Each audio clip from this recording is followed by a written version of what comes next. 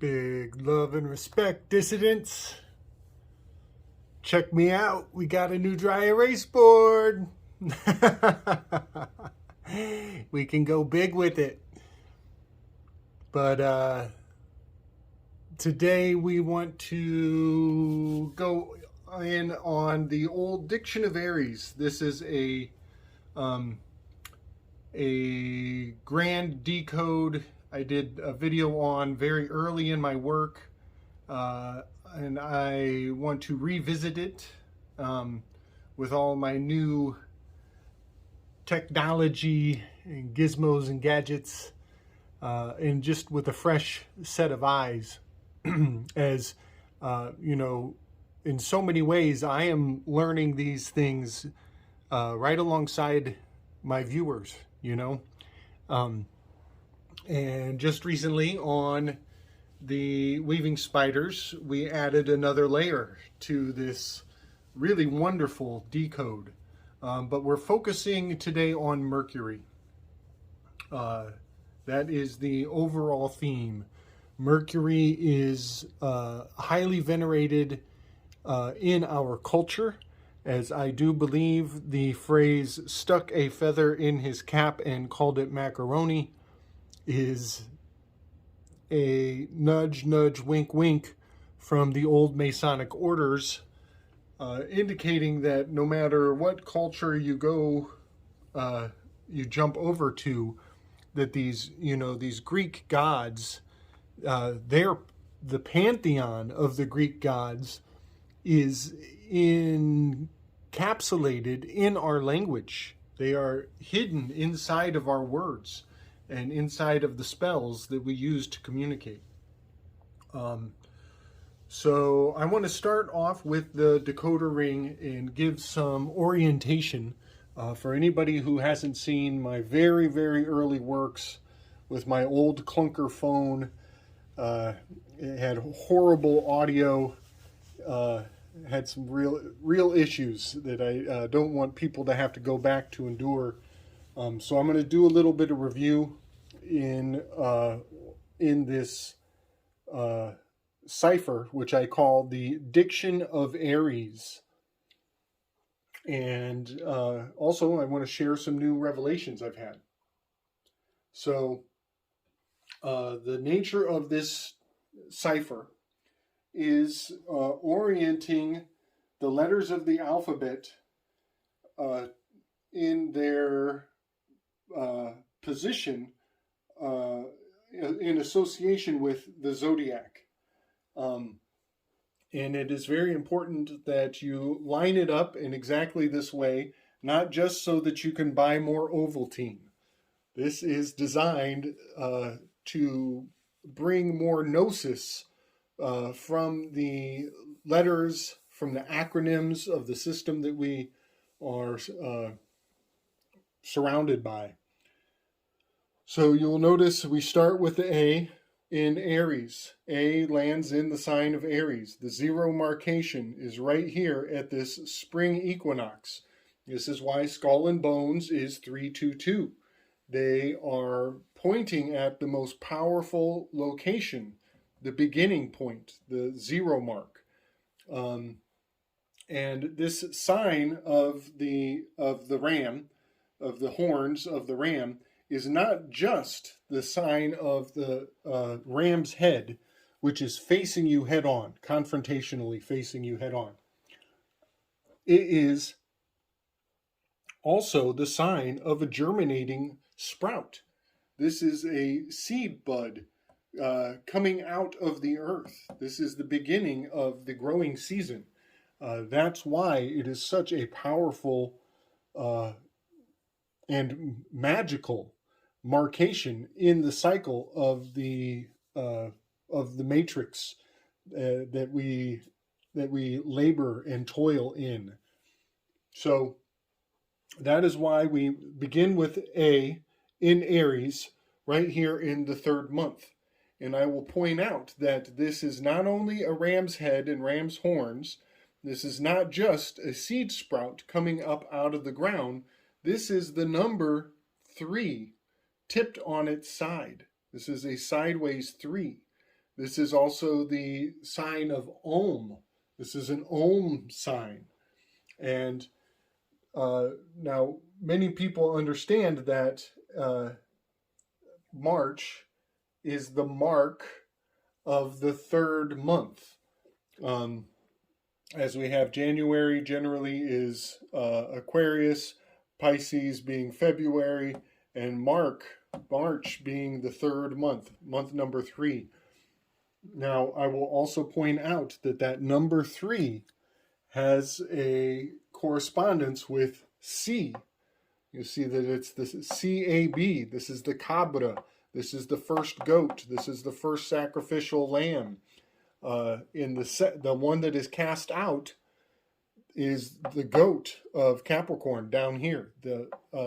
So we have the Alpha and the Omega, the 2 goats.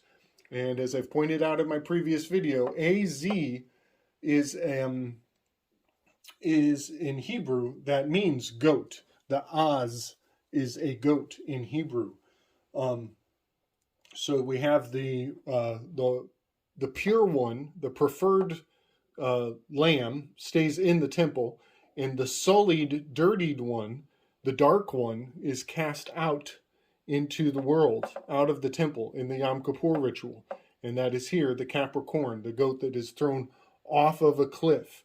And if you look at this one quadrant, the unmarked quadrant here, that is the cliff, that is the drop-off where this goat is sacrificed, thrown off a cliff in Yom Kippur. Also, another thing to acknowledge here is the ARIZ. You'll notice I'm making the sign of the cross. That is the protective cross of worldly renown, as Catholicism has colonized the world. And, one thing I like to point out, I don't think it gets enough credence, people say that so much war has been done in the name of the Christ. But I'd like to kind of, I'm with the Protestants. I like to save my Christ from the secret societies that are the Catholic Church. So I would say that much of the war and the conflict done in the name of Christ was done in the name of the Catholic Church. And we should keep Jesus out of all of this. I think that's a very important thing to do. As most of the systems we're dealing with here, they appear to be Judeo-Christian, but I would accuse them of being more Judeo-Catholic. So, yeah, there's much culture melding over all the years, and it becomes very hard to be impeccable with your words.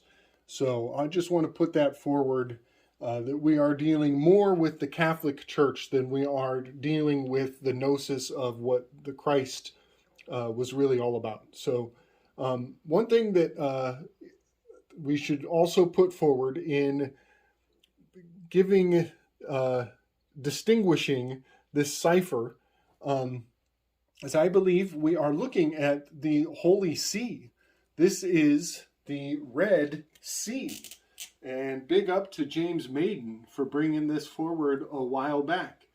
He pointed out how Colorado, the flag for Colorado, which I'll try to bring a graphic, and you can see that the Colorado flag is a red sea. And the center of that Red Sea is a gold, is the gold.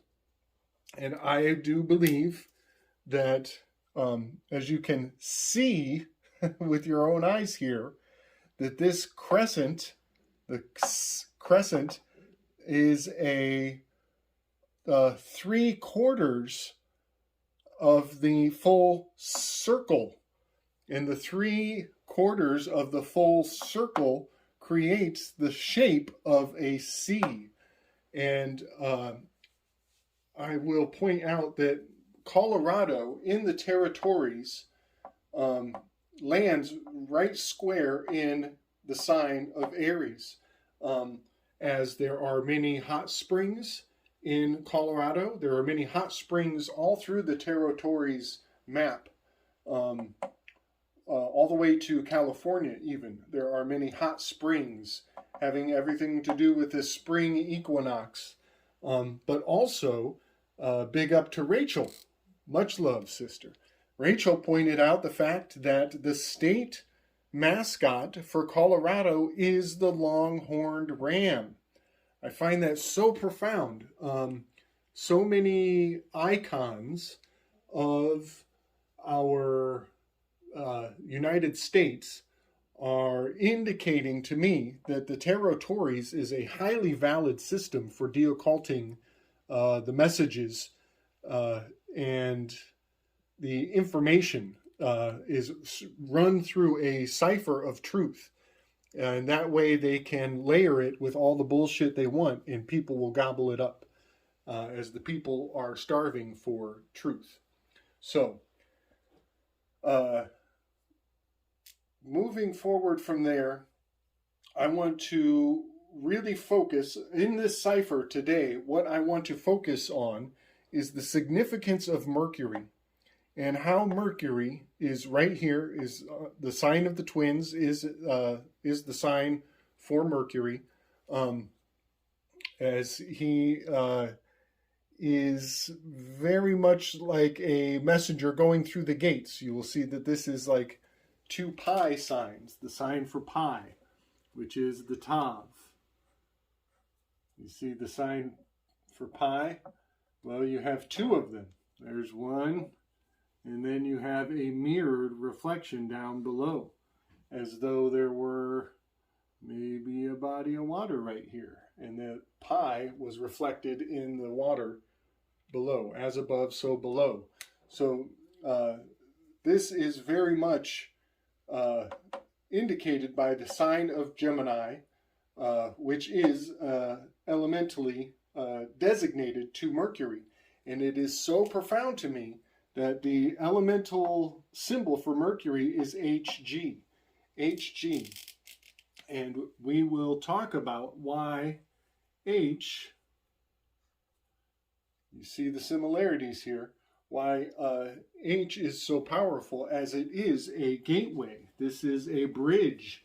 This is a crossing over point. This is, gematrologically, this is an 8, an ordinal reduced. It is the meeting point.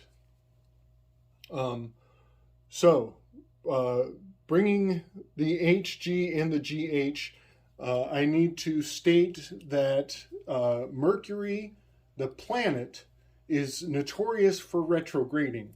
And the reason for that is because it has the smallest orbit, it travels the fastest, and it articulates 3 retrogrades in a year. And it spins approximately, I believe it's half of the year, one half of the year in retrograde, and the other half moving forward. So it is very much a 50-50. It is part of the time it is being true to its expression, its articulation, going from left to right, and then half of the year, the other half of the year, it's going from right to left.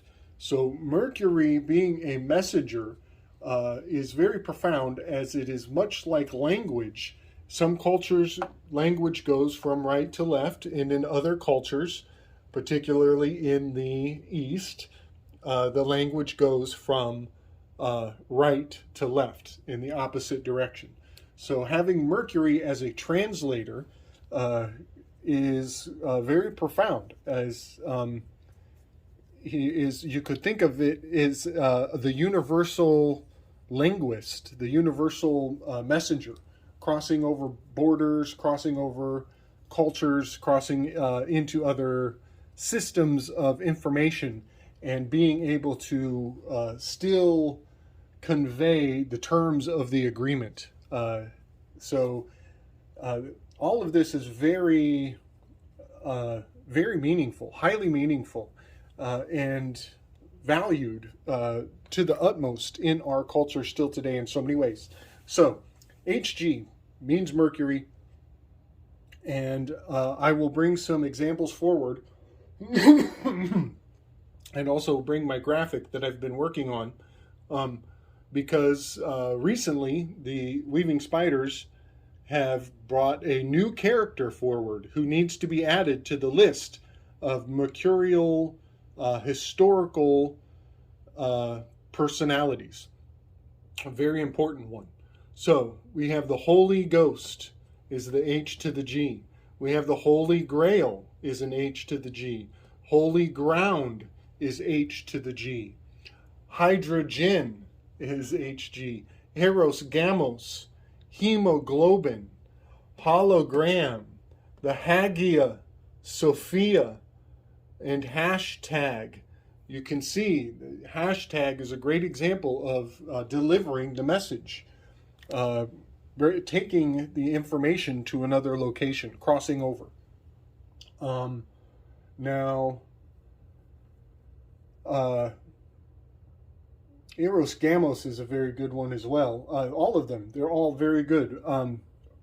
One thing that I want to point out, we touched on this this week on right after Vibrant when we got onto the flow state. Everybody check out the flow state on the Weaving Spiders. Big up Chance. Thank you for hosting this week. Man of many hats. One thing that we brought forward is how in Tracy Twyman's book, Money Grows on the Tree of Knowledge, she expressed how in our old alchemical art, how Mercury is often depicted with his legs chopped off by Saturn. Sometimes there are stones laid upon his legs to keep him from escaping, from running away, because he's so mercurial, he's so quick. That symbology is quite profound, as in an alchemical process, when dealing with Mercury, you want a perfect seal. You do not want Mercury to escape into the air, as it can cause much damage. It becomes a dangerous environment. I think of the biblical passage where the heel bruises the head. Well, Mercury is a healing agent, and it will bruise your head if you consume it. If you breathe it in, it can cause brain damage. So the heel bruising the head is very much a hazard of dealing with Mercury, working with Mercury in an alchemical environment, in a laboratory. But also, another thing that comes to mind with Saturn cutting off the legs of Mercury is the grounding an electrical charge.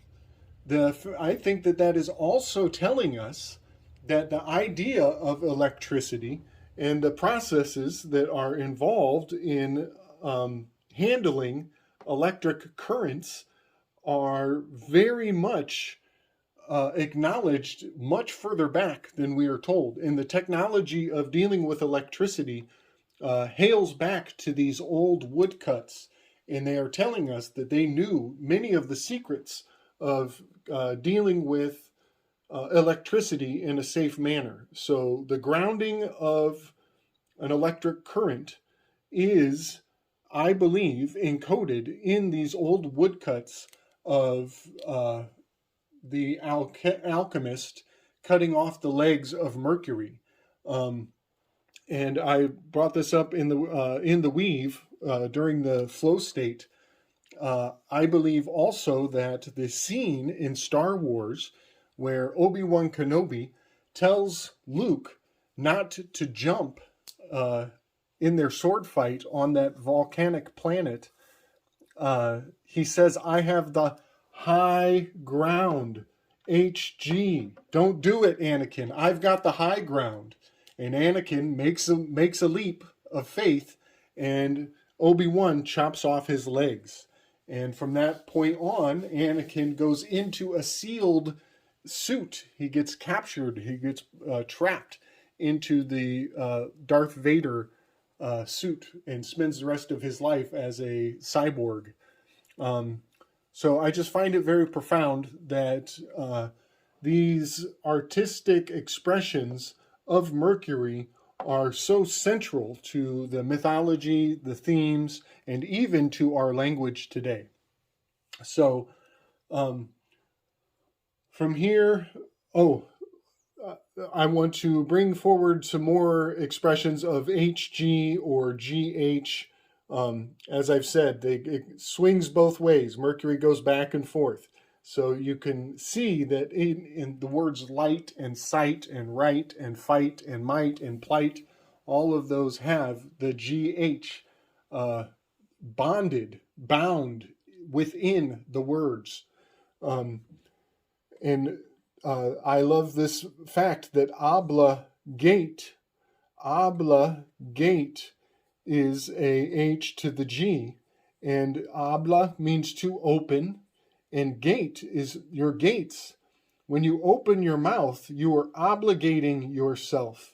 You can't take these words back. Once they come out, they cannot be withdrawn. And this is why you have the right to remain silent. And anything you say can and will be used against you in a court of law. You will obligate yourself by giving up information. And this is why it is so imperative to remain private as much as possible, as you can be crucified in the public. Christ was brought out on the roadside to be strung up and humiliated and mocked. And I will also point out that Mercury is incredibly renowned for mockery. It is a bit of his call sign, you could say. So G to 8, that's a 7 and an 8. And 78, that's the number of cards in a tarot deck. No mistake, no accident, no coincidence that the G to the 8 is 78. And I will point out a little bit more gematria here. Speaking of mockery and Mercury, we have the term great, Great, great. We have the Great Depression. We have the Great Wars. We got the Great Wall of China. All of these greats are historical mockery. They are actually horrible things. And to give them a title of great is to obligate yourself to condone the fact that they are what you are being told they are, that the nature of the Great Depression is as it has been told to us. And by calling it great, you are obligating yourself to condone, to agree to these terms. So GR is a 7 and a 9 in reduced ordinal.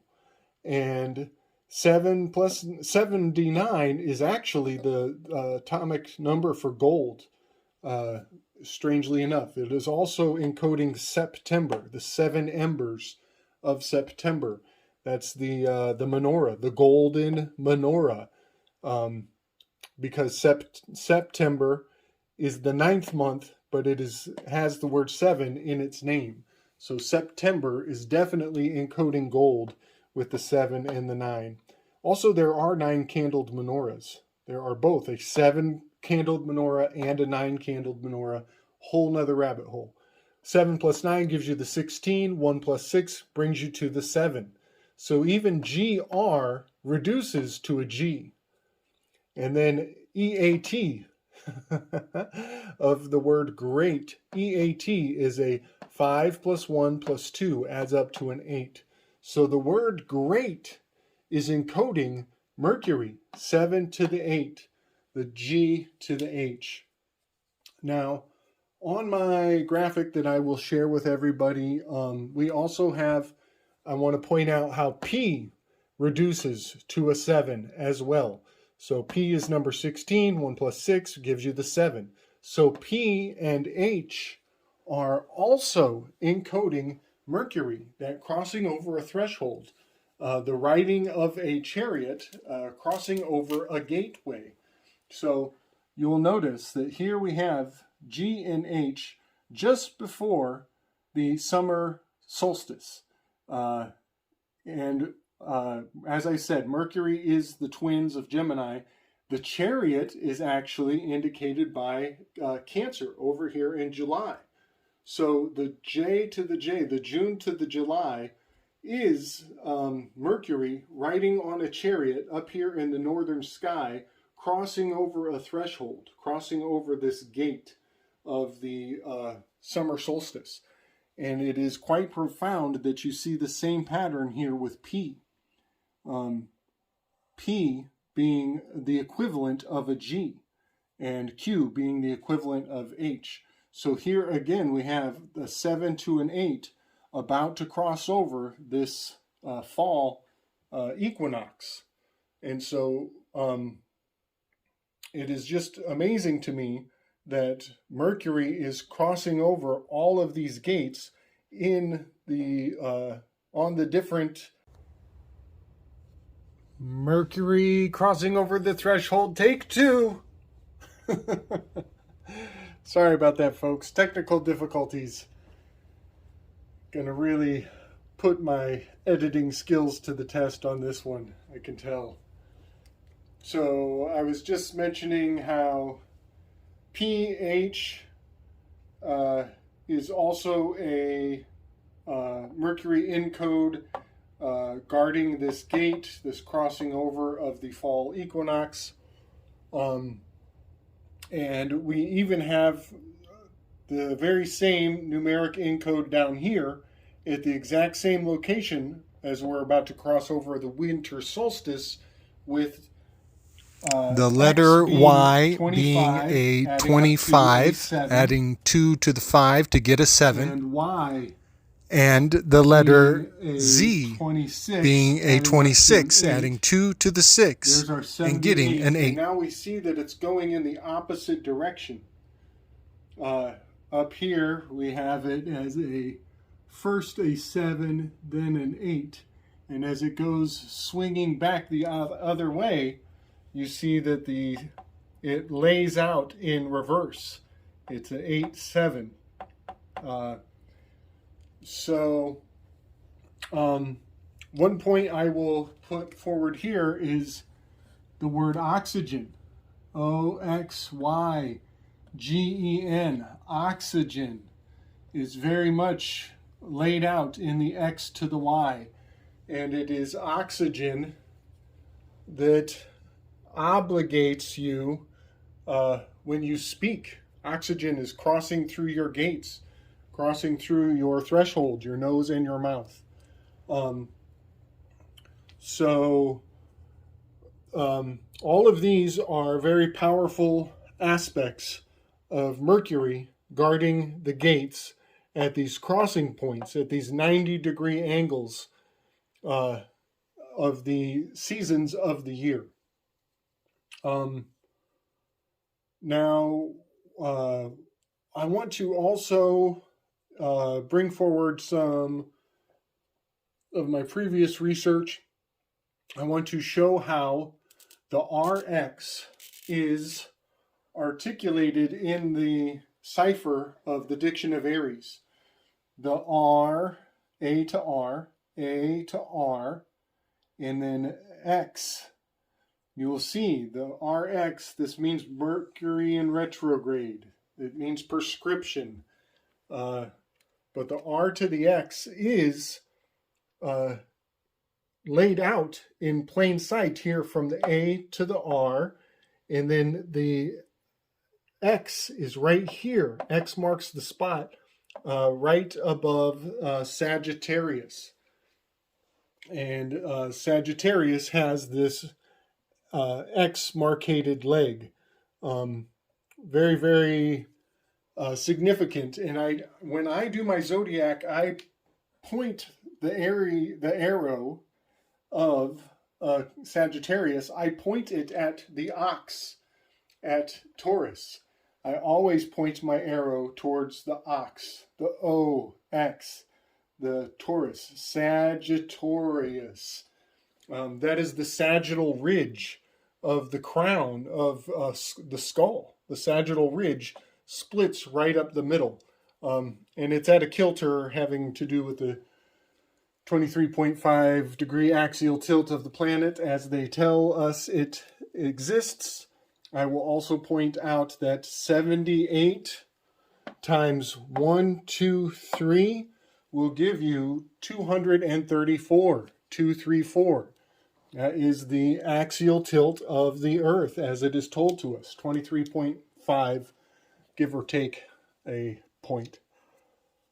Okay, so the sagittal ridge, the 23.4 degree angle of the axial tilt of the Earth, the sagittal line of the skull of your head, all of these encodes are very profound. And if I were of the flat Earth orientation, if I were committed to that cosmology, I would say that this is the grand encode, and that the actual tipping of the Earth is a spell to incline us to be more left brain, that we are imbalanced, and that we are more left brained than we are right brained, and that the left brain is filled in the right. See this right angle of this half of the mind?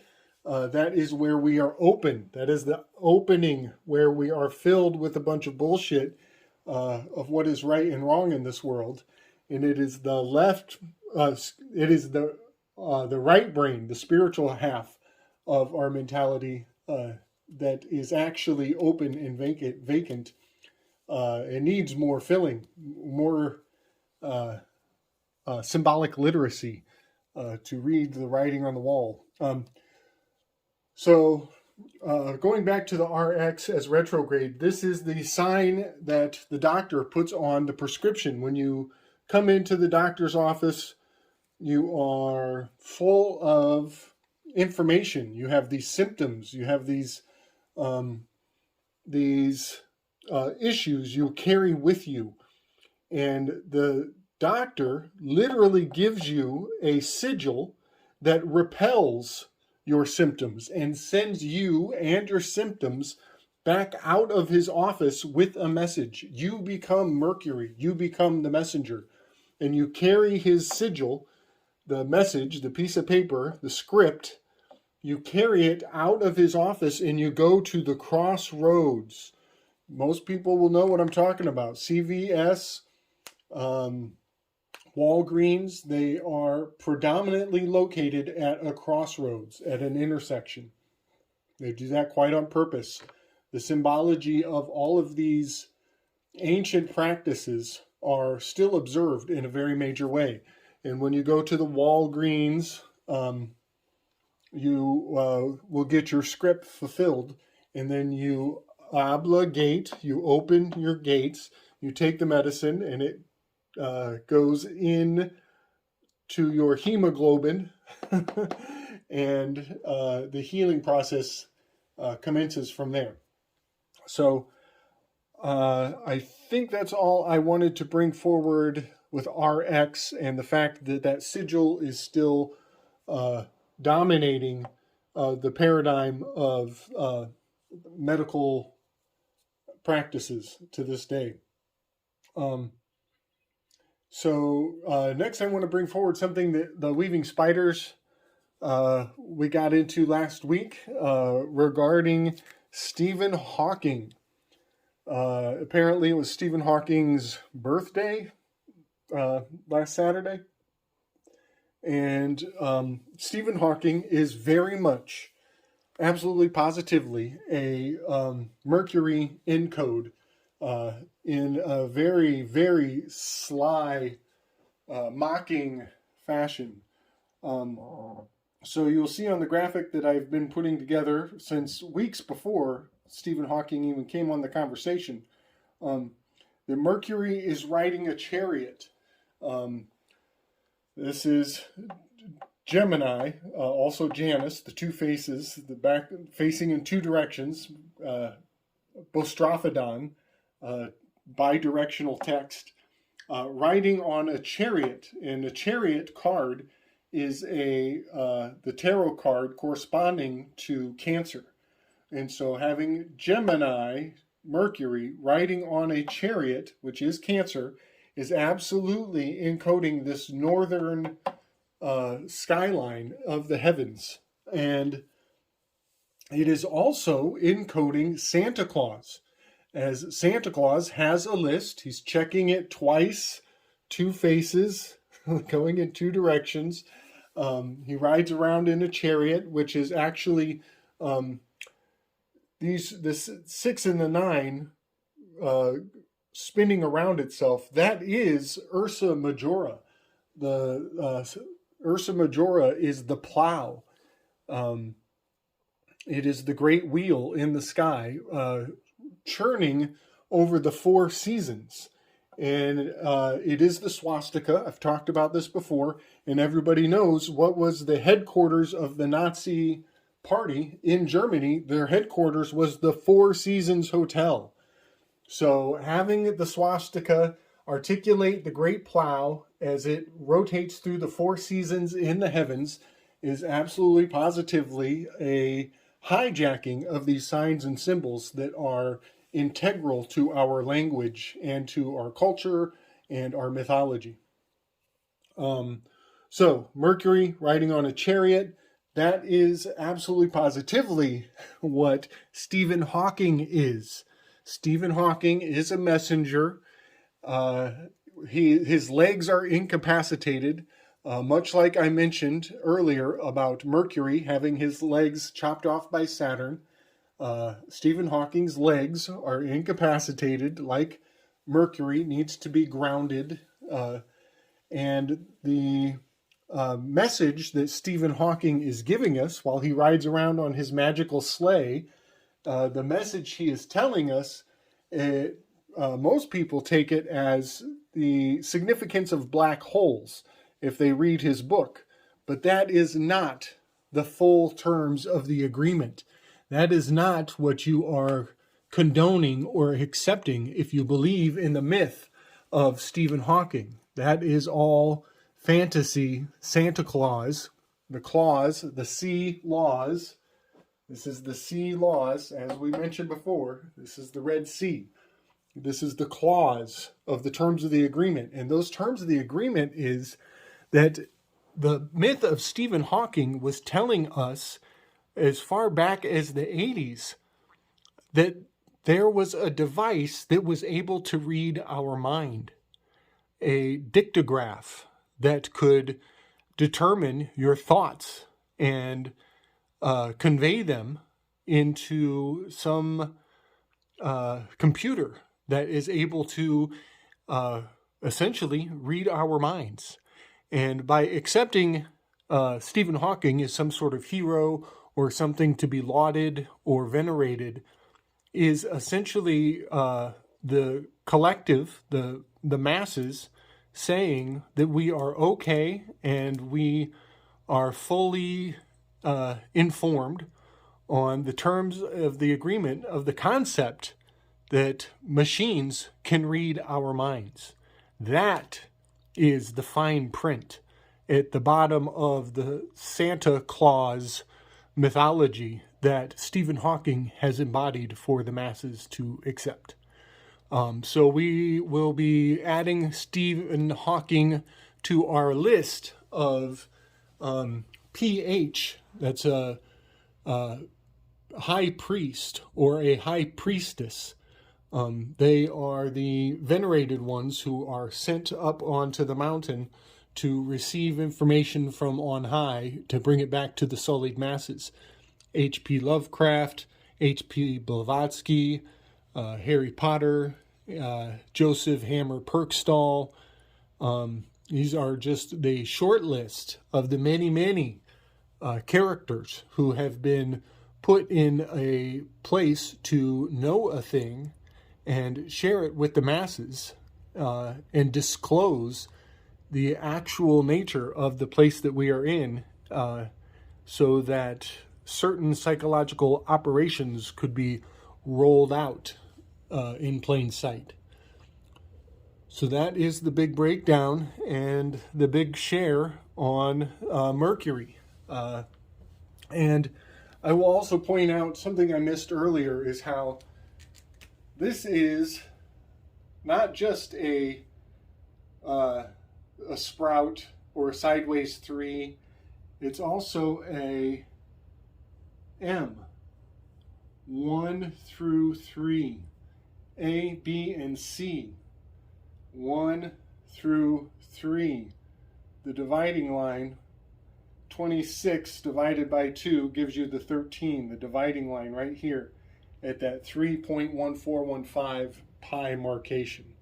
So I just wanted to bring that forward also, that not only is the sign of Aries a ram, a sprout, the Ohm sign, it is the C, it is also the M, the 3, number 13, the 13th sign.